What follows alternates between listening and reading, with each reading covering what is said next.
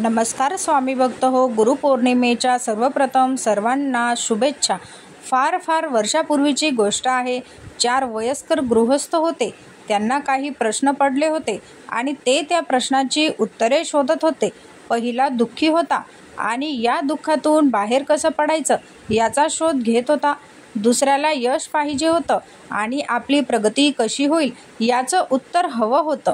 तिसऱ्याला या आयुष्याचा अर्थ जाणून घ्यायचा होता. चौथा पूर्ण ज्ञानी होता, पण तरीही काहीतरी कमी आहे असं त्याला वाटत होतं. ते काय कमी आहे याचं उत्तर त्याला हवं होतं. हे 4 जण आपापली उत्तरे शोधण्यासाठी भटकत होते. फिरत फिरत ते एका वडाच्या झाडाखाली एकत्र आले. त्या झाडाखाली एक तरुण सुहास्य मुद्रेने बसलेला होता. एकदम त्या चौघांना वाटले की ह्या तरुणाकडे आपल्या प्रश्नाची उत्तरे मिळतील. हाच आपल्या समस्या सोडवू शकेल.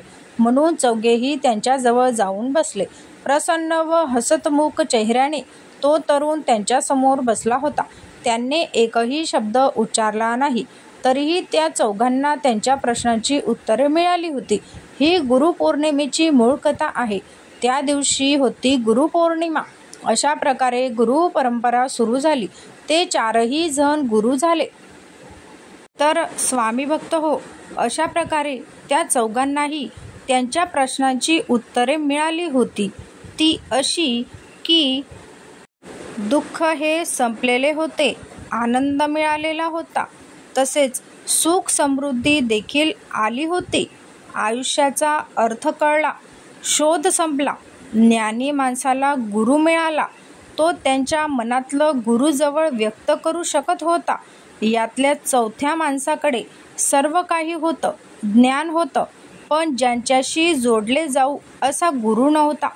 तो मिळाला व गुरूंशी त्यांचे आतून नाते जुळले. म्हणूनच आदि शंकराचार्य म्हणतात की मौन व्याख्या प्रकटित परब्रह्मतत्व युवान, म्हणजे ज्यांनी सर्वोच्च ब्रह्मांचे खरे स्वरूप त्यांच्या मौनातून वर्णन केले त्या आद्य गुरु दक्षिणामूर्तींना नमस्कार असो.